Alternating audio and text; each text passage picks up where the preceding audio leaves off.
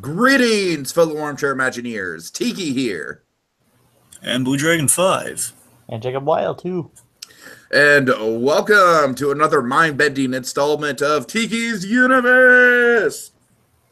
That's right, it's the show where we cover a myriad of current animated programming, including Star vs. Force of Evil, DuckTales, Woohoo.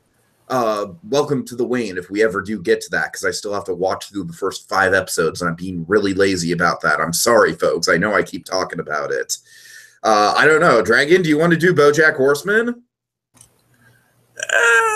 I don't know. Maybe. Season 4's coming out soon. I'll it's dropping in like 2 weeks. Maybe. Okay, maybe. All right. But alas, we are also here to talk about Rick and Morty, because Rick and Morty is like the one thing that we've ever talked about on Tiki's Universe, I guess, besides Samurai Jack. So I guess props to Adult Swim, man, right? Like, props to Adult Swim for just having the gall to release a season and just generally having it be in a consistent, like, okay, it's like a weekly format. Like, we're going to get a hiatus of 1 week coming up. There's not going to be a Rick and Morty this upcoming week. But you know what? Rick and Morty gave Samurai Jack a week hiatus, so I guess it all evens out in the end.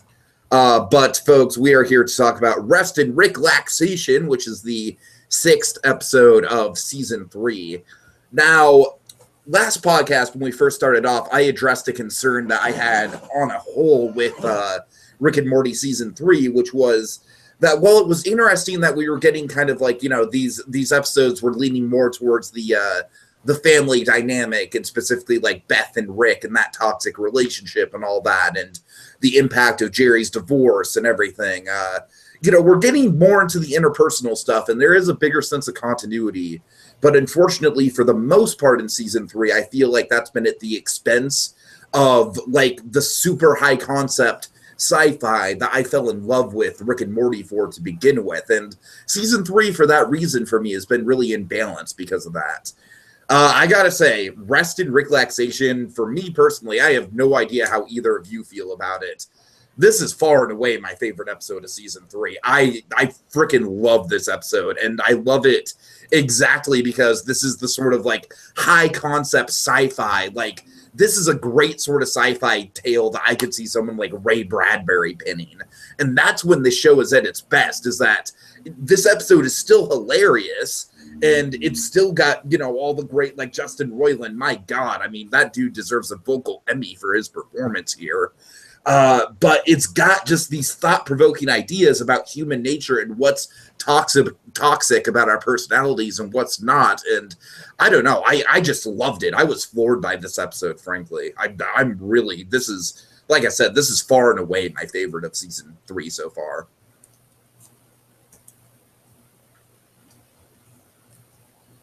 What do you guys think? I also liked it. You guys are like afraid to speak bad about the episode because I'm so in love with it, right? No, seriously, I really did enjoy it as much as you did. I'm not as much as you did, but I would agree. I think it's the best one we got in this season. Cool. I have to agree, and trust me, Tiki, I mean, like, you know us. If we don't like something you do, we know you. You know us. We tear it down. Jacob, it's like I had no idea what you thought of it, because literally all you sent me in response on Facebook was, "Well, that was weird." So And it was. Yes, it was. It was. But let's not undersell this one. This one, Tiki, I think he hit it so well in those. That's why we're kind of screwing up a few things to say here. Is that, again, it's just it is a return to form to kind of what we like about the show. It's honestly, this one really hit me in a lot of spots of kind of the stuff I really like about kind of the Rick and Morty dynamic. That I think just, again, this one actually kind of paid off some things I've been liking about the show. So, I mean, this one I liked it more on the rewatch, I'll admit. I didn't, like, lose me on the first watch. I think I found more things to like about in the rewatch. So, of course, the episode starts out with the return of Jessica after being pretty much absent for all of Season 2 and Season 3. Yeah. Very much like Jennifer. Right. Well, in this case, we didn't have the thing where I'm old, I'm young. Oh, God. And honestly, as soon as I saw Jessica in the episode, I was like, oh, this is going to be a good one, isn't it? Because the last time we really saw Jessica as a focus was, of course, the famous Rick Potion episode, which might be the most beloved episode of the whole series. What about the house party? Was that before the Rick Potion or after the Rick? That was after it, but I think Jessica wasn't necessarily a central focus in that episode sure. the way she was in the Rick Potion episode. Because seriously, Rick Potion is probably like the most, if not the most beloved episode, definitely like the most memorable plot thread of the entire Rick and Morty series. The whole, like basically they're just in a completely different reality now, and it's been that way since that episode. And we've even gone back to Cronenberg world multiple times at this point.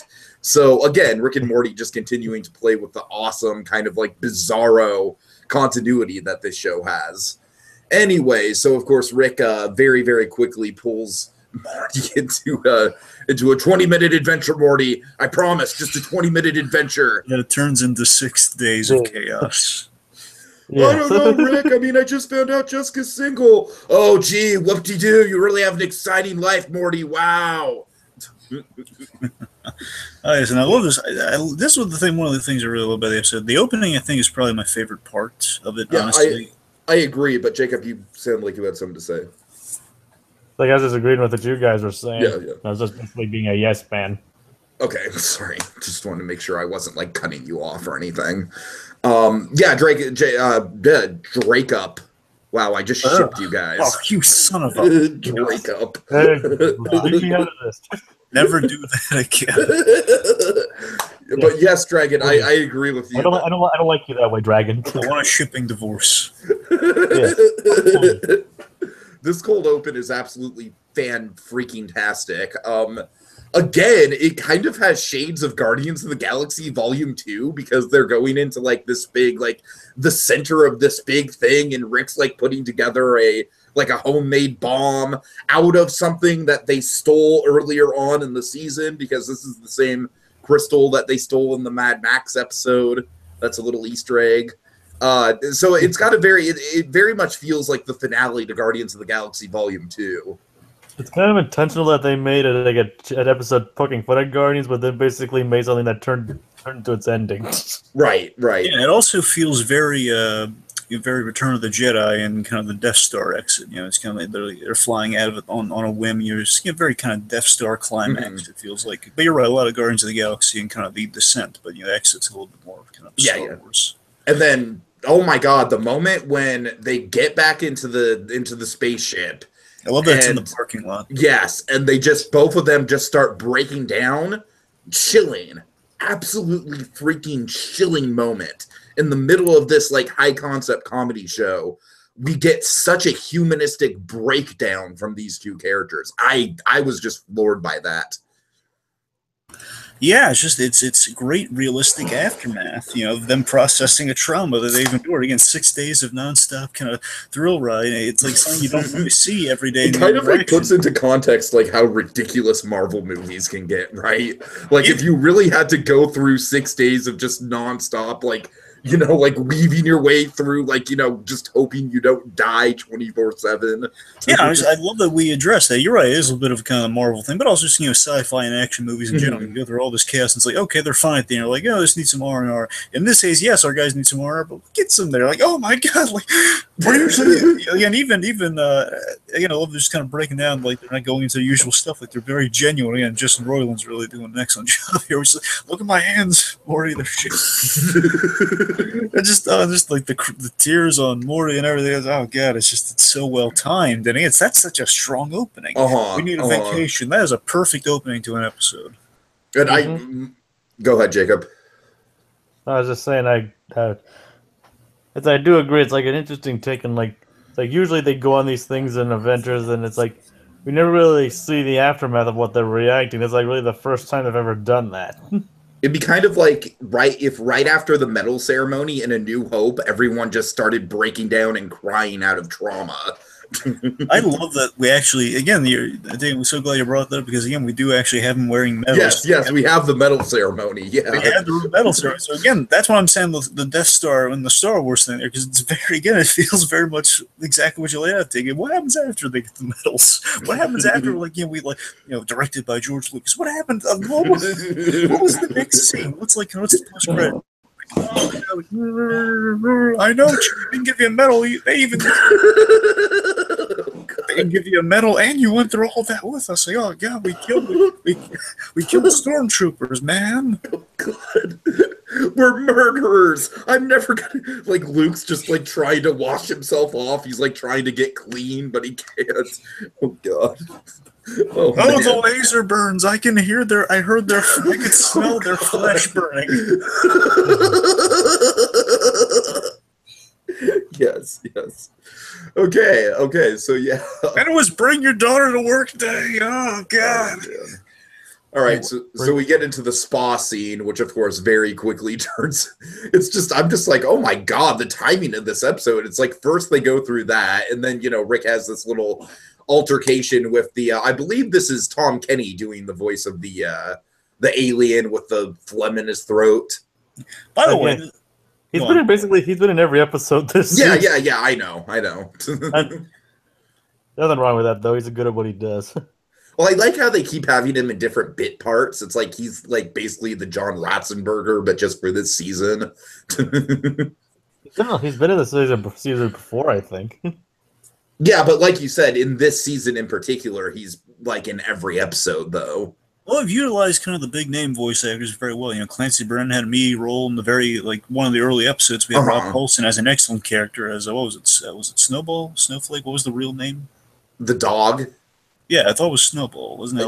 I think it was something like that. Yeah, he abolished his slave name. He went from that to Snowball, I think, or Snowball to Spot or something. I don't know. Right. Anyway, again, oh my god, Rob Paulsen was so good in that episode. That was a really good episode. Anyway, sorry, off track. Yeah. Let's see. Yes. So, the day spa, again, hits on some of the stuff I really, again, this episode hit all the buttons I really liked with Rick and Morty. So that's why I'm really high on this episode as well. So, we go to the day spa. It's a really nice place. Again, kind of like the bar from last episode. It's a really nice resort. We're going to another resort. Jerry, you have no context for what's nice in this universe. For all you know, this place could be a steaming shithole. But yes, Jerry, this is actually really, really, really nice. That's what I'm saying. Again, I love this fun sci-fi, day spa, and the fact is a day spa, not in other resorts, the little differences like that. And again, we do in this episode something I really love, especially when we get to the action sequences later on in this episode. I love I love pseudoscience, and I love that we have the psychological detox room, and the fact that we used. That was quite an interesting concept, and especially you really don't know what's going on at first. It's well, maybe he did screw them over because that's totally something someone would do to Rick. Yeah, I'm with him there. It seemed very much like you're processing much like Morty's processing. What the heck's going on here? And I love the fact that little detox is the inciting incident for the episode. And also, we should just make sure we don't forget. Justin Roiland is. He's having great rants this episode. The coughing rant is it's so Larry David from Curb Your Enthusiasm to it. So it's the thing you want to say, but you just sometimes just say the whole phlegm thing. I guess it's improvised. That's his thing, according to you guys, and according to I guess a lot of interviews. So improving that rant most likely is just it's so on point, just so on the money. It's it's called that's what you do. Yeah, I think this is definitely Justin Roiland's best work. If you were to submit any episode for Emmy consideration, I think this would be the one. For the season, yeah. Also, them melting, the design of them melting, the toxic Rick and Morty designs, it did very much remind me of two other famous toxic designs. Reminded me of Toxic Avenger and the scene from RoboCop where one gets coated in toxic waste and his flesh is melting. I can see that, yeah. It looks identical to those. I'm sure they pulled some reference for that one. Okay, so yeah, like you said, Dragon, I love how we're not really sure what's going on at first until, you know, like the toxic, and of course, I love how aggressive Toxic Rick is. Morty, just Toxic Morty is just basically, he's just every social anxiety, insecurity that I personally have basically wrapped up into one. Basically doing his Jerry impression. Right. Oh God, everyone hates me. I know everyone hates me. Yeah. And again, it's such an interesting idea to divide them like that, and I love the fact that it's not just like your conventional, like, hey, we divide them, so there's a bad Rick, which is really bad, and there's a good Rick. But no, it's much more interesting. It's the fact that, hey, these are two sides of the personalities here, and they're just like they're pushed to the nth degree. You know, it's we're, you know, this is everything we know to be true about Rick, but he's just pushed a little bit further. So now he's like calling Morty out on his idiocy immediately, but at the same time, there's something else under there that we see. You're looking back on the episode, like, he cares about Morty when he sees him, like, you know, that Warzone wake up moment where he's just like, "But Morty!" He grabs him, he gets him out of there, and he's instantly yelling at him, almost going through a Szechuan rant on him. Right. I got rid of your dad, Morty. I control you and everyone else. It's all about the sauce, Morty. All about the Szechuan sauce. That's my one-armed man.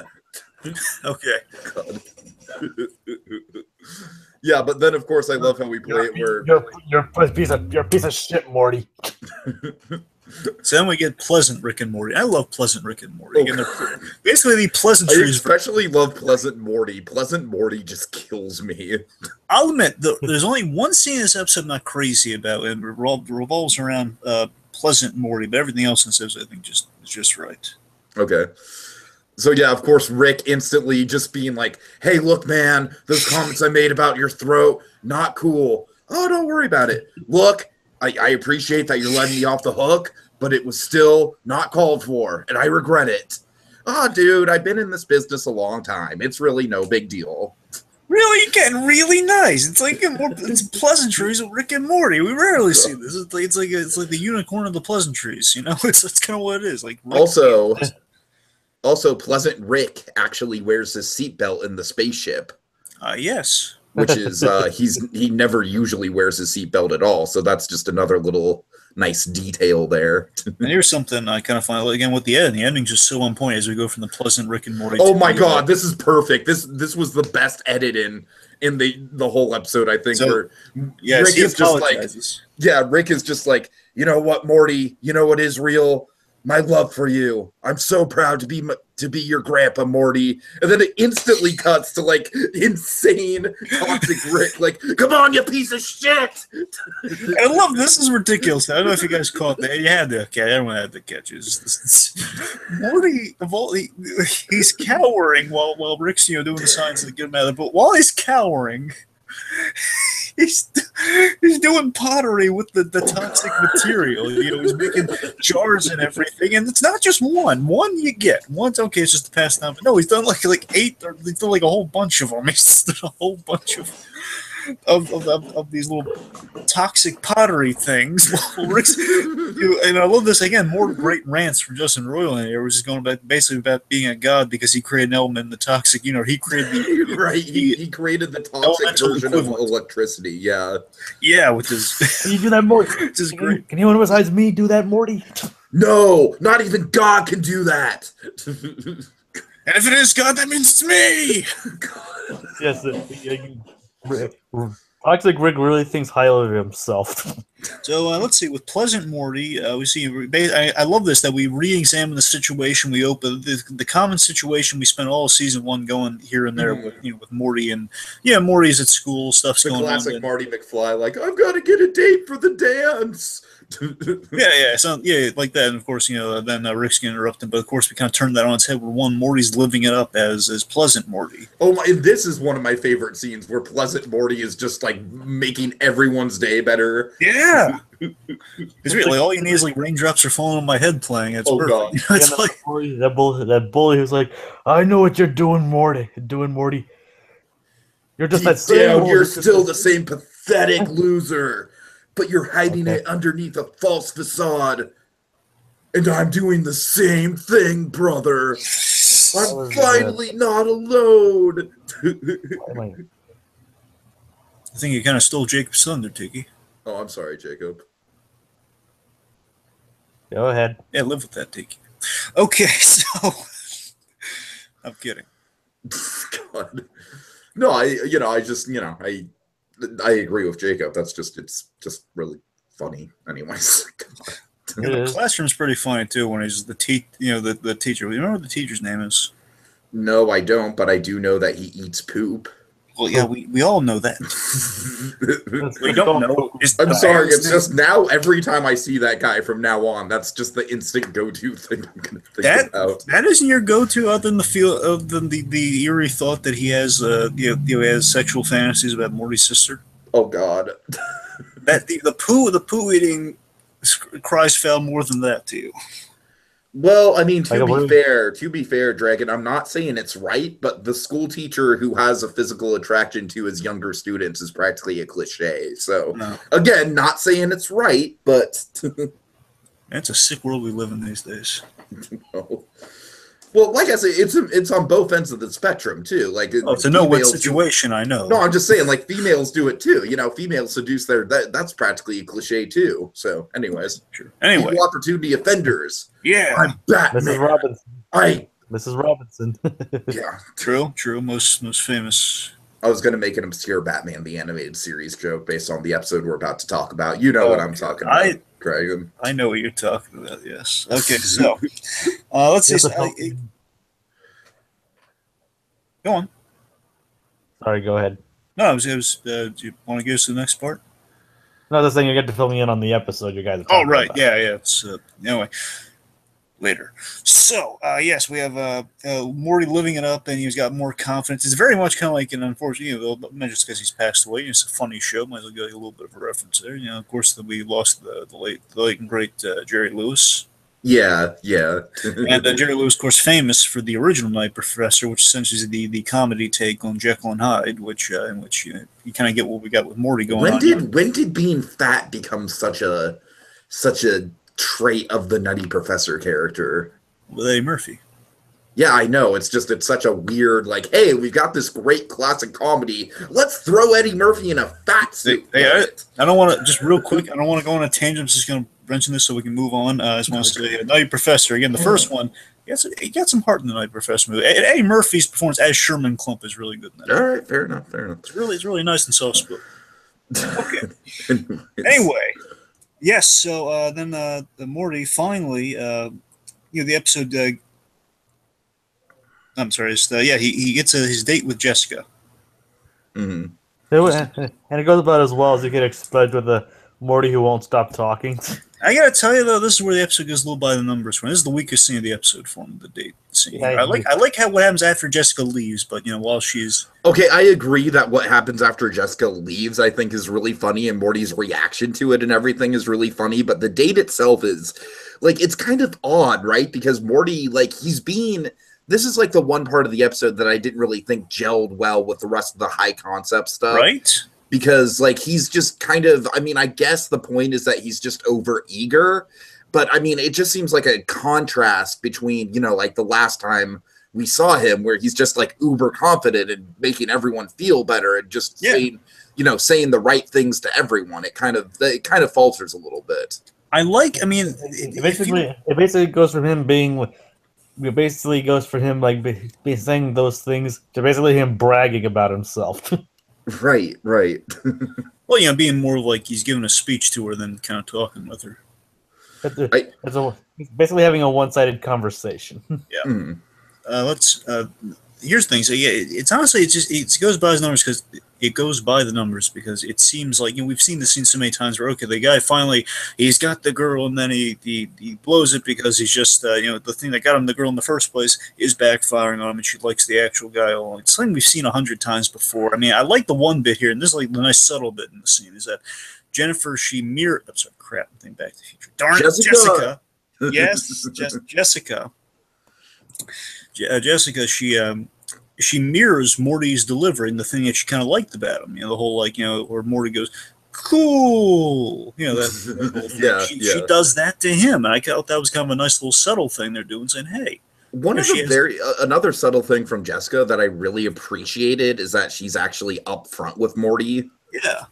Like, you know, I just, I don't know. It's just, I think it's really, you know, it's really considerate of her to not lie and say that she had something, you know, to realize that that was more rude than just telling him the truth. You know, I don't know. I thought that was just a genuinely nice human moment right there. I like the fact that I buy that Morty actually has a chance with Jessica. What do you guys think? What, like going forward? Yeah, I mean, you're going forward. And I don't think he's really had like not a shot with Jessica. To be honest, I don't know. He's making. They've had pretty good chemistry. They've had chats and everything. She hasn't really been put off by him. I don't know. She's not really the popular girl. So, I mean, she's at least the, you know, she is seen as the popular girl. She doesn't really act like it. I don't know. I think it's not entirely out of the question. I mean, like, and she's also one of like she also like puts up with him being gone with Rick for 6 days. That's what I'm saying. Like, yeah, it's I don't know. I think he's got an actual chance. I like it. Jessica's only a by the numbers kind of popular girl character. I like that better. Yeah, I mean, I definitely think we're doing more with her in this episode than we've probably ever done with her outside of like Love Potion. Sure. Let me see. And then this is a big lesson. There's a lesson from that episode. Oh God. So let's talk about here. Well, that scene doesn't really do it from the date. I love what happens after she leaves. So Morty. Yeah, I love how Morty is just like he's just like so unfazed by it. He's just like, life's a highway. I'm gonna ride it all night long. That might be my favorite line of the episode. I don't know, just the way Roiland delivers it. Well, that's fine. That's honestly. I mean, you're right. The line's great. I'm still not crazy. He's talking to you. It seems like he's talking to. Jessica's not even there anymore, but you know, but I also love how he's like chastising Rick about, not really chastising, but like, you know, he's just like calling out the cell phone thing. Like, you know, I guess like as the episode progresses, he gets more and more cocky, right? Like, oh, gee, Rick, you should just toss your cell phone. I only have a flip phone in case of emergencies because, you know, if you really want to say something, you should make eye contact. And it's like, I kind of agree with that. Yeah, but phones are practical, though. I mean, you're not always going to get a chance to make eye contact. Well, no, not that. I mean, I agree with the whole flip phone because I have a flip phone myself. Oh, okay, fair enough. You know, it's like, you know, the fact, you know, like, you know, valuing the call versus the text and all the other features. But Dragon, if you have a smartphone, you can watch Netflix on the go. So you can watch awesome programming like Marvel's Iron Fist. You're a very petty man, you know that. You can also stream Adult Swim and watch Rick and Morty. Yes, you can. Anyway, enough of the sales pitch. Let's talk about the other sales pitch. Right. No, seriously, like the thing I really want to, the thing I loved in the scene, like I really loved about the episode, surprisingly, Stacy. Stacy was cool. I like Stacy.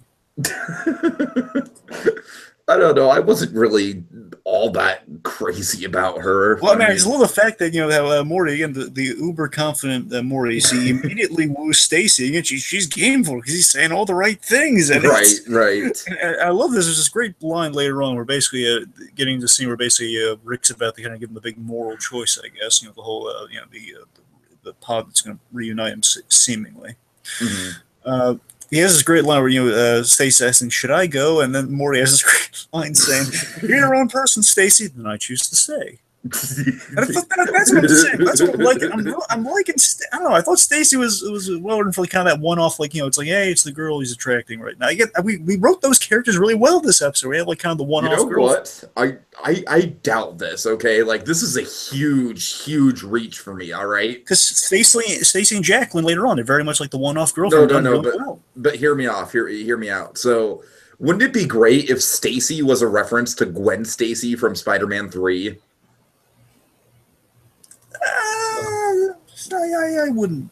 She's the one-off. She's the one-off girlfriend. Anyways, I think you're reading too much into that. Yeah, it's like there's many other one-off girlfriends and not.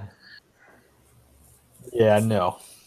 And we also like the sea cucumber. Just I felt bad for this girl. She gets sent into that other for years. Bear in mind, she's not just there for like, you know, she doesn't just come out of it. She's put there for years. Right. That's the implication that she is there well into the future.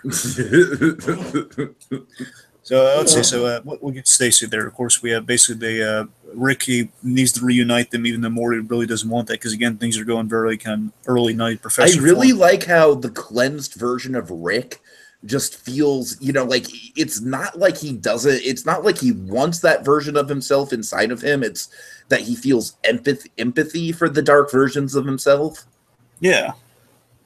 Which is interesting and yes. Well, I love the. Let's see. We have a really trying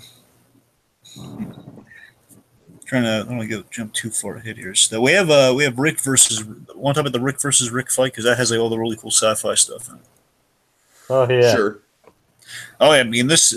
I love the suit. I love my gadgets and love my pseudoscience. This is like a mixture of the two, and I was really happy with this. So we have basically Toxic Rick versus regular Rick, and first of all we have the groin system 6000. Which in itself is funny. I love that had a moral dilemma of like yes. Basically it's aiming at Toxic Rick, and Toxic Rick is like ordering to go against Rick, but he is Rick. He is my master. So I'm gonna let you guys table this one. It kind of reminded me of the butter robot a little bit. A little. Oh yeah, you're right. Yeah, it is a little bit like the butter. It's not as good as the butter robot. It's not. No, the butter robot is priceless. Then I'm loving all the sci-fi gadgets here. So we have the groin systems. You exist just to spread butter. Oh my god. We have the monster grenade. The monster grenade. I love this. He gives it positive reinforcement. Yes. I don't know. I caught that, Dragon. I'm glad you bring that up. Yeah. The fact that again it grows because it's like a plant. It grows because you say nice things to it. And then my favorite, and man, I freaking love this thing so much. I love the birthing gun so much. The birthing gun was awesome. I love it. Honestly, it's one of my favorite things I've seen. I have to look back on it. It's a nice kind of callback to the body swapping shenanigans in the first episode. That's what I'm saying. I mean, that first episode again. That was pretty damn crazy. Mm-hmm. I mean, yeah. But nothing says sci-fi like a naked old man fight. Oh god. One of my favorite moments with Toxic Morty is when he crashes through the house. I got the ship, Rick. I'm a piece of shit. I'm a piece of shit, but I still got the ship.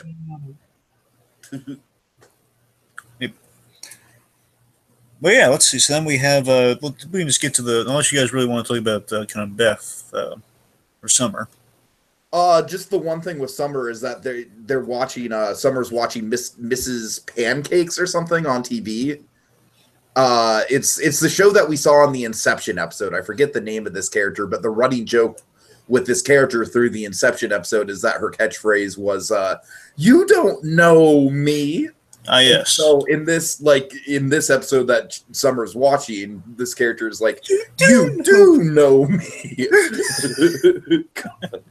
And then Beth, I guess the one thing with Beth is just, her unhealthy fixation with her father, just not fixation, but just, like, okay, what is, she's just unwilling to see the fault in anything that Rick's doing, even when there's like an evil green version of Rick running around the house. Yep. She's probably thinking, "Ooh, I have two dads now." Right. Also, one small detail that I don't know if you guys noticed, I just watched an Easter egg video about this episode. There's a wedding. There's a wedding picture of Beth and Jerry, and Beth has pasted a horse head onto Jerry's head. That's funny. And that mixed with Beth making the statue out of horse hooves last episode. Just Beth maybe having some psychological issues there. Anyways, but yeah, that love affair with BoJack Horseman. You know what, Dragon? You're the one that said it, not me. Yeah. I figured I'd beat you to the punch. Anyway. But yeah, let's talk so the about, moral showdown. There's the big old moral showdown here, where it's I don't know why it's called that. I don't know why I'm calling it moral showdown. It's the big showdown. Kind of a moral showdown. I like that terming. I like that phrasing. This is a really good, and this is really paying off. This great kind of analysis on who Rick and Morty are. Mainly Rick, who Rick is, and of course this feeds into my favorite element of the show, like where we see that as as terrible or like kind of as self-centered as Rick may seem, deep down he does like the kid, and I love that we play with that the toxic version of the toxic version of Rick has more care for Morty than the purified version. Yes. Well, and that too. That part threw me for a little bit. I was like, wait a minute. Toxic Rick cares more about Morty. And I thought that was kind of fascinating that we're seeing that again. Rick, to be kind of that he needs to be that combination to be really, they kind of embody that part I like about the guy. At the same time, that gives him all that toxic kind of unlikability at times. It pretty much says like you need both good and bad to be the full human being you are. And that's what also I love how scary the purified version is, because again he wins either way. He doesn't need to do this. He can go on just being the way he is. But at the same time, just like he's doing this as sort of a mercy to the other guy. At the same time, it's like he's like purified Rick is more callous and like as nice as he seems, and then kind of as nice and human as he seems. He's callous, and he can. It's almost like kind of like I don't want to say like a serial killer thing, but it's like kind of that has that empathy, that like that kind sociopathic, like Ted. Bundy. Yes, that sociopathic, kind of like Bundy. Yeah, but he's not. Yes, but it's a more genuine version where he's not exactly faking it, but at the same time he embodies it. Well, yeah. Like he embodies the turn of like the like as he's smiling while he kills you type thing. He's a friendly guy while he's slow. And that does sound like something Rick would do. Yeah, and it's the fact. And again, one of my favorite of as much as I love the the birthing gun. We have they have the encrypted nanobotic virus bullets, which I thought were so cool, and I love the logic behind it. Like he keeps shooting toxic Morty, and it keeps cutting down his time by half. yeah. That was cool. That was really cool. And again, he's pushing the decision. Again, we see it on Toxic Rick that he does care for this kid. That was nice. And Morty, not that I give a shit, but are you okay? And that I thought was so nice. It was paying off what I've been liking about the show. I was so happy with it. Yeah, for sure. Yeah. Just do it, you piece of shit. And they become one, and there's this kind of haunting line I caught in the second watch where he basically takes the sample from the dying toxic Morty, so he can basically. I know what you're talking about. Yeah. Part of me really wanted to. Really wanted to save you. True, the toxic part of him really did want to save him. Yeah, no, I noticed that on a rewatch too, Dragon. I'm glad you brought up the subtlety. It was a good bluff on his part, because again, he really would have let Morty die. Again, that's the scary thing. Purified Morty would have let him die. Right. Okay, and then this bit with Morty's. I love this. No, hold on. Let's quickly bring up the toxic, where the toxicity kind of spreads. Oh yeah, they flip the switch and the whole basically. If I can't be toxic, the whole world will be Jacob. That's like the church is like, it's like God is all loving. It's like when it goes, it's like God is a lie. We invented him for money. Good line. It's a funny line. The kids tearing apart the mascot. That's a little unsettling. Well, that joke was almost like kind of like an exact repeat of the joke we got in the last episode where the kid shoots his sister and then, the health shield goes off in the resort and the sister's dead. Only here it's a little more like a part of you wonders when they're crying. Are they genuinely horrified or are they faking it? Oh, God. Are they faking it? But yes, let's get into the American Psycho of it all. I love the Americans, because first of all, I like American Psycho, by the way. But the American Psycho and all is great. He's a stockbroker. I love Morty as a stockbroker. That's great. It's totally Wolf of Wall Street. Yeah, he's a stockbroker. He's really good. He's like wooing the women. This is the bit I just lost it. I was the absurdity. I was just like. I love the fact that Morty has a sweet apartment. He's like he's living alone. He's got a family. He's making a nice dinner. By the way, I don't know if he goes like. Keep in mind, after only 3 weeks. 6 weeks, I think. Wasn't it 6 weeks? I can't remember. I thought it was 3. You might be right, Jacob. You might be right. I want to say it's 3 also, but it's a guess. I mean, I think you're thinking of 6 from the 6 days, Tiki. I think I am, yeah. Either way, 3 or 6 weeks, that's still impressive to get all of that within 6 days. And not only does he have a sweet apartment, he has a sweet apartment to share with Jacqueline. Again, I don't know. Seriously, looking at actually all the love interests for Morty, they're all pretty good, honestly. I mean, we have Jessica. We have Jessica. Honestly, yeah, even we've had some good setups for relationships with Aaron. Remember in Annaby Park, we had that one girl. Oh, right. Yeah, so we have Jessica. We have we We got Jessica, we got Stacy, and we have Jacqueline here. And Jacqueline's kind of the most fleshed out of all of them, where the fact he's going to start a life with her. And he's just super, he's saying all the right things to her, where she says, well, I know, basically I had to cancel our plans, and if you want to come with me, you can. It says, you'll still be a date. Where's the date, baby? So sweet, so nice. Like, part of me is rooting for. I know it's inevitably doomed. I was saying, part of me really wants this for Morty. This would be nice. Well, I mean, I like how Morty is just like he's like super upfront about the fact that he's a 14-year-old. Yeah, he's not like lying or anything. Right. She's not sick in the breed. I don't know what it is. They sold you on it. And then he gets the phone call. I love how adult he is on the phone with Jessica, saying, again, this is kind of the American Psycho of it all as well here, where he's saying, oh yes, well I'm not going to stay long on the call because Rick can track me in a minute, because he knows how long it's like kind of like Hannibal Lecter on the phone with Clarice or something. It's cool. And I love that literally a second goes by and then he's caught by Rick. Right. It's a minute, and then this is nice that Rick and Jessica, they both care for Morty, but neither of them will admit it, and like they're having conflicting stories about him drunk dialing her, but her again at the same time being outside the house, a bunch of times. Oh God. And again, it's nice they both care for him. No, she can't have the robots. She can't have the drones. They morph into an awesome little Voltron-type robot. It's awesome. She can't have them.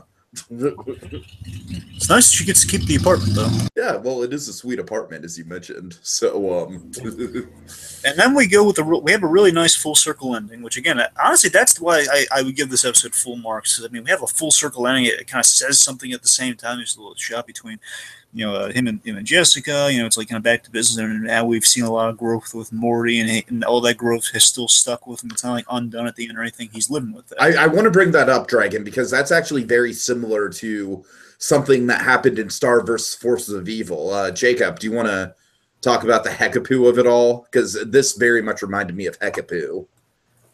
Oh yeah, like it really is kind of reminiscent of that. How? Yeah, explain it, Jacob. All right, well, Marco loses I believe a pair of scissors to Hekapoo because a character named Ponyhead stole them. And Hekapoo creates a game where it creates this thing where Marco has to catch her to get them. And it was revealed that he's been living there in that universe, in that dimension, for over 16 years. Because time works differently in that dimension than it does on Earth. So it's like a Matthew McConaughey, like Interstellar type thing. And that's when he returns back to Earth, yeah, he's retained back into his normal body. Mm-hmm. So yeah, that's again, like you said, Dragon. It's I really like how this the progress we've made on Morty as a character isn't lost, and I actually think this is probably going to go. If I'm going to speculate here. If they're going to do anything with Evil Morty, I would say this is a good kind of step in the right direction towards something happening with Evil Morty. But with Evil Morty, you mean like the setup we still have with where he tucks the waters behind the eyes? Yeah. It's kind of did remind me of Evil Morty a bit. I'm just saying the Morty who's kind of more self-confident and able to scheme and everything. Well, I'm gonna give almost even able to outsmart Rick. Right, exactly. I'm gonna give Tiki I'm gonna feed Tiki's kind of his theory fire here for a moment. So add some kindling to it.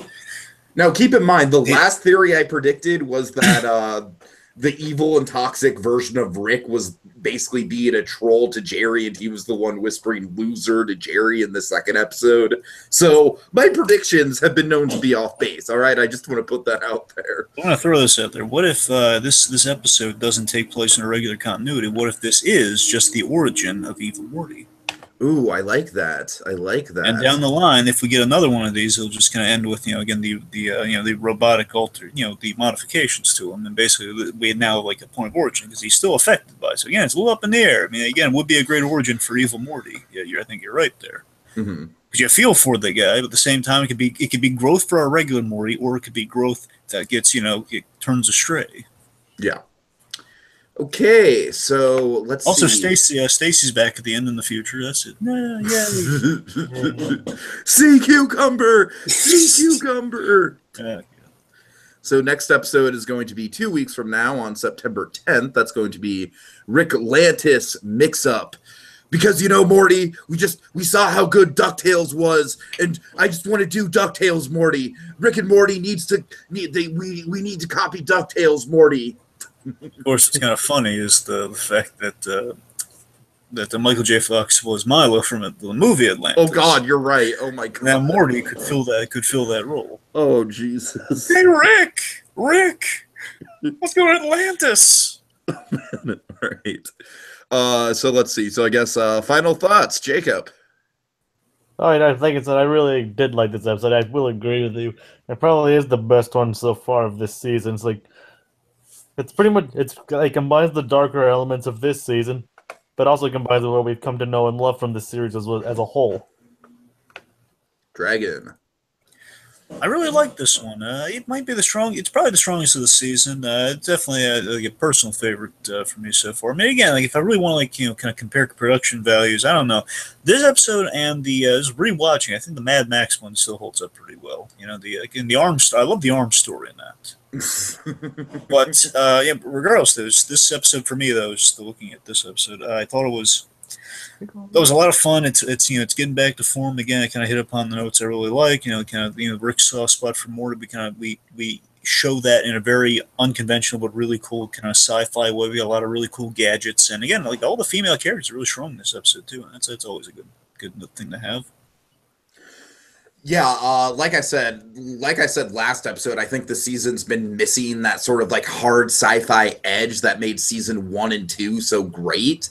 And this is a great return to form, and I hope we are back on this trajectory moving forward with these sort of storytelling things, because I don't know, like we've had like little bits and pieces of the hard sci-fi here and there. Like Dragon, you mentioned the arm, and yeah, that is a good kind of like little story, but I don't know. I thought the rest of that episode wasn't necessarily the most thought-provoking. It was mostly just the arm stuff that was really good in that episode. This, I thought, as we can all agree, was the most consistent with combining the great humor with the dark subtext, and just of course Justin Roiland's vocal delivery is off the charts here. So yeah, overall, like I said, I think this is definitely the strongest of the season. I'm crossing my fingers that we get more episodes like this in the 4 episodes of the season that we have to go.